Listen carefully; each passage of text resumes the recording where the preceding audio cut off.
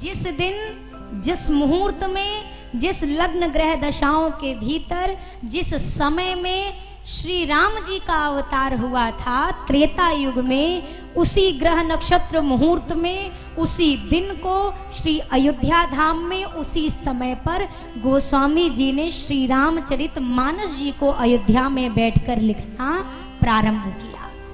ये वो त्रेता की घटना थी और ये मानस जी का जो अवतार हुआ ये कलयुग की घटना है। सीधे शब्दों में कहूं तो जब त्रेता में सारे लग्न मुहूर्त शुभ समय एकत्र हुए तो श्री राम अवतार हुआ, और जब कलयुग में ये सारे ग्रह नक्षत्र शुभ आए तो श्री रामचरित मानस जी का अवतार हुआ। श्री रामचरित मानस जी को साधारण किताब मत समझिएगा। कई बार हमने देखा है जैसे आम तौर पर लोग ऐसे जीभ से चाट कर पन्ने पलटते हैं ना, तो मानस जी को भी वैसी किताब समझ लेते हैं। पहली बात, हमारी सनातन संस्कृति में एक साधारण पुस्तक को भी सरस्वती माँ का स्वरूप माना जाता है। तो पहली बात, इस तरह का उपयोग करना तो अच्छी चीज है नहीं, और उनमें भी जब बात हो श्री रामचरित मानस जी जैसे पवित्र ग्रंथ की तो विशेष ध्यान रखना चाहिए। आजकल अखंड रामायण का पाठ घरों में होता है, आप कराते हैं, अच्छी बात है, कराइए, पर कुछ चीजों का विशेष ध्यान देना चाहिए। जैसे भगवान के निकट पहुंचने के लिए हम अच्छे से ध्यान रखते हैं कि नहीं कि हम पवित्र हों, शुद्ध हों, नहा धोकर पवित्र होकर तब ना जाते हैं भगवान के पास कि जूठे हाथ खाते हुए पहुंच जाते हैं। तो क्या मानस जी भगवान से हम इनको कम समझते हैं क्या? ये जो बगल में बैठे यही तो मानस जी हैं, इनका अलग स्वरूप है, और यही जो स्वरूप वाले राम जी हैं इन्होंने ही अपना दूसरा स्वरूप लिया, यानी 7 कांडों में परिवर्तित हो गए मेरे राघव जी। स्वयं को ही 7 कांडों में ठाकुर जी ने विराजमान करा दिया।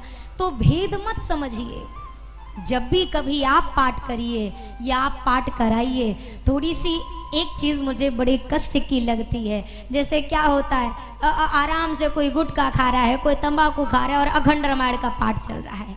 हम ऐसा ना करें कि अच्छे के चक्कर में हम बुरा कर बैठे।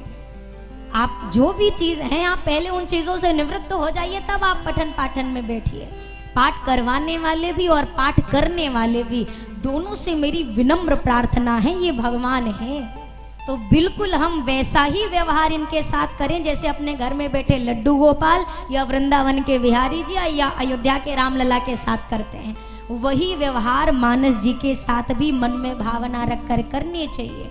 ये ना समझिए तो किताब है, किताब समझेंगे तो जिंदगी में कच्चू पल्ले पड़ने वाला नहीं है। 9 दिन नहीं 9 जन्म की कथा सुनते रहिए। जब आप इनको प्रभु का ही स्वरूप समझेंगे तो ही यह कथा जीवन में उतरने वाली है। हमको और आपको तो 9 दिन का समय मिला है। ये असंभव है कि 9 दिन में पूरी कथा गा ली जाए, क्योंकि हरि अनंत हरि कथा अनंता कहीं सुनहि बहुविधि सब संता। असंभव है कि इसको 9 दिन में समेट कर पूरा कर दिया जाए। संपन्न कर पाना, पूर्ण कर पाना किसी के वश की बात नहीं है। फिर भी इन 9 दिनों में जो मूल कथाएं हैं हम और आप उसको यहाँ कहेंगे और सुनेंगे। प्रभु की कृपा है कि हम इन 9 दिनों का लाभ ले पा रहे हैं। जिंदगी के कितने 9 दिन बीत गए, आज तक उस जिंदगी के 9 दिनों का कोई हिसाब है क्या? कितने 9 दिन बीते, कितने 9 दिन का हिसाब है हमारे आपके पास? पर जीवन के इस 9 दिन का हिसाब जिंदगी भर आपके साथ रहेगा कि नहीं रहेगा? दिनांक इतने से लेकर इतने तक हमने राम कथा सुनी थी, ये हिसाब जिंदगी भर आपको कभी भूलने वाला नहीं है। और प्रार्थना करूं, ये लेखा जोखा सिर्फ यहीं के काम नहीं आएगा, ये यहाँ से जाने के बाद वहाँ के भी भले प्रकार से काम में आने वाला है। यहाँ की अर्थव्यवस्था संभालिए, बहुत अच्छी बात है। अर्थ प्रधान यह समय है। अगर जेब में पैसा नहीं है तो इस संसार में कोई आपको पूछने वाला नहीं है। अर्थ प्रधान समय है, समाज है, अर्थ की बहुत आवश्यकता है। अर्थ मीन्स धन, पैसे, बहुत आवश्यकता है।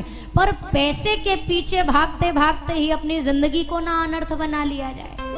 इतना ना भागा जाए कि जिनसे मिलने आए थे वो भुला जाएं और खाली पैसा ही साथ में रह जाए। पैसा यहाँ के तो काम आ सकता है, पर यहाँ के बाद वहाँ काम आने वाला नहीं है। एक पूंजी ये जोड़िए, लेकिन इसके साथ ही एक वो पूंजी आपके साथ होनी चाहिए। मैं आज तक ना तो मैंने कभी कहा है, ना आप सभी ग्रामवासियों से, बसंतपुर वालों से कहूंगी कि छोड़ो। छोड़ने के चक्कर में तो जाइएगा मत, जिंदगी छूट जाएगी, पर ये मोह माया छूटने वाली नहीं है, कभी नहीं छूट सकती। जो कह रहा है उसकी खुद ही नहीं छूटेगी तो दूसरा का छुड़वाएंगे। हम कहें आपसे यहाँ से बैठ के बड़े बड़े प्रवचन दे दे, छोड़ दीजिए हमारी छुट्टी है का, कोई भी कहे।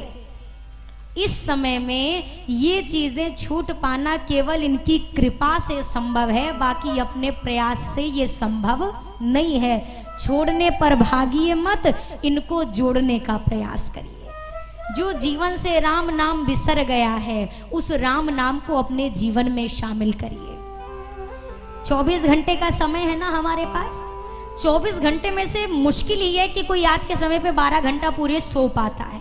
7 घंटे, 8 घंटे, 6 घंटे, ऐसा नहीं कि बहुत व्यस्त है, मोबाइल में व्यस्त है, इस कारण से काम धाम कछु नहीं है। आप ये मत सोचना बहुत भारी रोजगार है, ना ना ना, काम तो निपट गया। 4 से 5 के भीतर ऑफिस वर्क भी खत्म हो जाता है, एक बाद का टाइम भोकट का है। तो अब 6 से 7 घंटे केवल विश्राम का है। अब आप हिसाब लगाइए, आपने केवल इतना समय अगर इधर लगाया है तो बचे हुए समय में आपने क्या किया? आप कहेंगे काम किया, तो बचे हुए पूरे घंटे में आपने खाली काम ही कर दिया। 17-18 घंटे में इतना काम करेंगे तो बचेंगे कि चले जाएंगे? काम हम कुछ नहीं किया, हमने आपने कुछ घंटे इधर उधर की बात में निकाला, कुछ घंटे प्रपंच में निकाला। 4 लोग मिलिए तो दुनिया की चर्चा मत करिए। आदमी सोचता है कि सत्संग करने के लिए इतना ही बड़ा पांडाल चाहिए। ना ना ना ना, इस गलत फहमी से बाहर होइए। 2 लोगों के बीच में बैठकर भी जब हरि चर्चा प्रारंभ हो जाए, वही आपके जीवन का सत्संग है। सत्संग में कोई बड़ी व्यवस्था नहीं चाहिए। आपको कथा का आयोजन कराना है तो भाई लगती है व्यवस्था, वो तो आप सत्यनारायण भगवान की कथा भी कराओ तो भी व्यवस्था लगती है। पर अगर आप सत्संग की बात करो तो इसमें बहुत बड़ी बड़ी चीजों की आवश्यकता नहीं, केवल आपके भाव की आवश्यकता है। 2-4 लोग जब मिलिए ना, तो मिलिए तो कुछ ऐसी चर्चा करिए जिससे कहने वाले का भी भला हो और सुनने वाले का भी। 4 लोग मिल करके 5 घंटे तक दूसरे की बुराई करेंगे और 5 घंटे के बाद कहेंगे छोड़ो हमको क्या लेना देना। तो जो 5 घंटा फूका है, 5 घंटे के पहले सोच लेते कि छोड़ो हमको क्या लेना देना, तो आपका 5 घंटा सुधर जाता कि नहीं सुधर जाता? 5 घंटे व्यर्थ करने के बाद होश आ रहा हमको क्या लेना देना। आप और हम अभी नहीं समझ रहे। इस जिंदगी की कीमत को समझिए भैया। एक बार मिला है, कृपा से मिला है, अगली बार मिलेगा कि नहीं मिलेगा ये इस जन्म के रिजल्ट पे निर्भर करता है कि पास हुए हैं कि फेल। बच्चा अगर क्लास में फेल हो जाए तो आगे उसको एडमिशन मिलने वाला नहीं है। गंगा बह रही है, अब जिसको भी जैसी भावना हो भैया, आपके पास पूरा मौका है। एक घड़ी आधी घड़ी आधिव पे पुनि आधि, तुलसी चर्चा राम की कटे कोटि गोस्वामी जी ने कितनी सहजता दे दी। एक घड़ी कर लो, बोला एक घड़ी की भी फुर्सत नहीं। गोस्वामी जी ने कहा आधी कर लो, बोला आधी की भी फुर्सत नहीं। गोस्वामी जी ने कहा तो आधी की आधी भी कर लो, केवल राम कह दो, उतने में भी आपका कल्याण हो सकता है। केवल इस जीवन में भैया कलयुग केवल नाम आधारा। इस कली काल में अगर कहीं अपने उद्धार का मार्ग ढूंढना है, खोजना है, तो एक रास्ता है, वो है प्रभु का नाम। प्रभु के नाम के अलावा दूसरा कछु भी साथ में जाने वाला जाएगा क्या? कहिए जाएगा? अच्छा,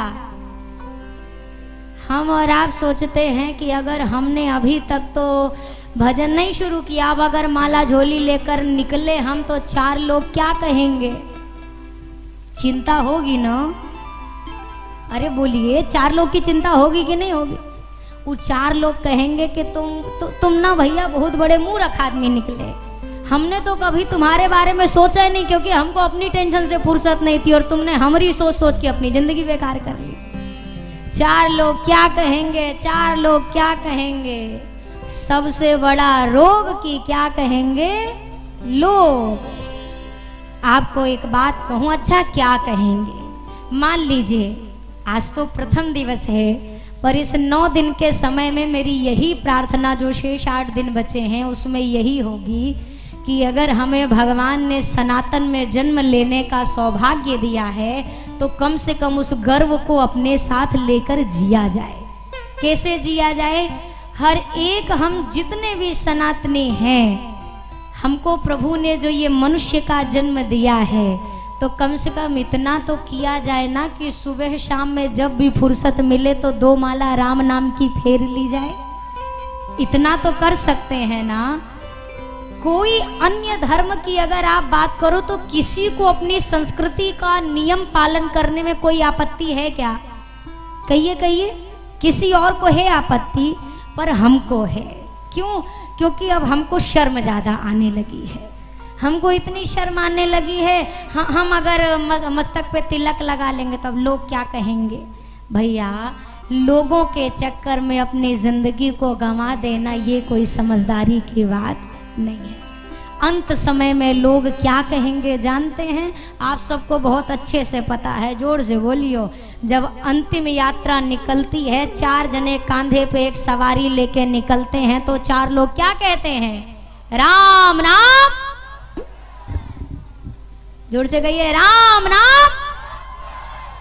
डराइए मत, घबराइए मत, यही जीवन का सबसे बड़ा सत्य है। आज मानिए या ना मानिए, इसको चाहिए या ना चाहिए, पर हम सब की आखिरी यात्रा में एक दिन यही लाइन बोली जाने वाली है। जो अंत में बोली जाने वाली है उसको जीवन के रहते हुए समझ लें तो क्या ये समझदारी नहीं है?